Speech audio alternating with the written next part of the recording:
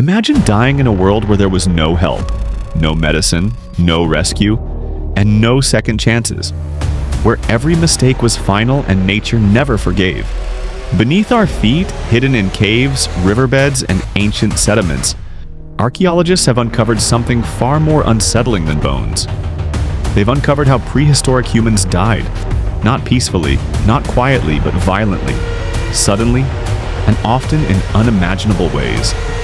Most ancient skeletons only tell us that someone died, but a rare few reveal exactly how, and those stories are terrifying. In Africa, a nearly complete prehistoric human skeleton was found still intact, seemingly ordinary until scientists noticed crushed leg bones, a shattered pelvis, and ribs broken inward. Signs not of disease or age, but of being dragged, with bite marks matching massive crocodiles that once ruled prehistoric rivers, showing the body was pulled underwater, twisted, and torn apart in a struggle that only required one fatal grab, a struggle the river won. In Europe, another skeleton told a quieter but more horrifying story. A person curled tightly in a fetal position, deep inside a cave, first thought to be a burial ritual, until researchers realized the cave had collapsed, meaning this individual wasn't buried by others but buried alive.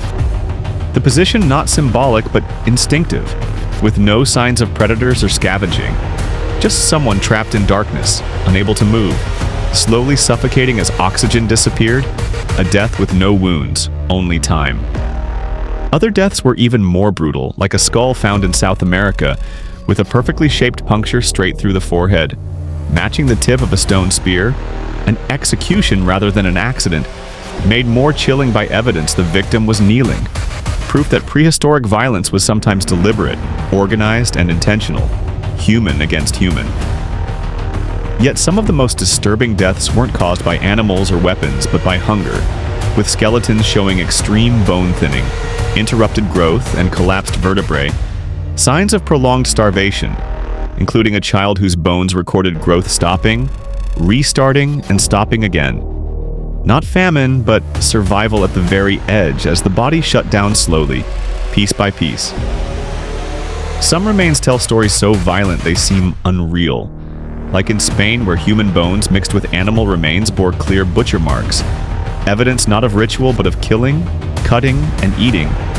Cannibalism not as myth or desperation in a storybook, but as reality, proven by the bones themselves. Other deaths should never have been preserved at all, like a skeleton near an ancient shoreline marked with teeth across ribs, hips, and spine. The bones still connected, meaning the person was attacked while alive, with bite patterns matching giant hyenas that didn't kill instantly but consumed prey slowly.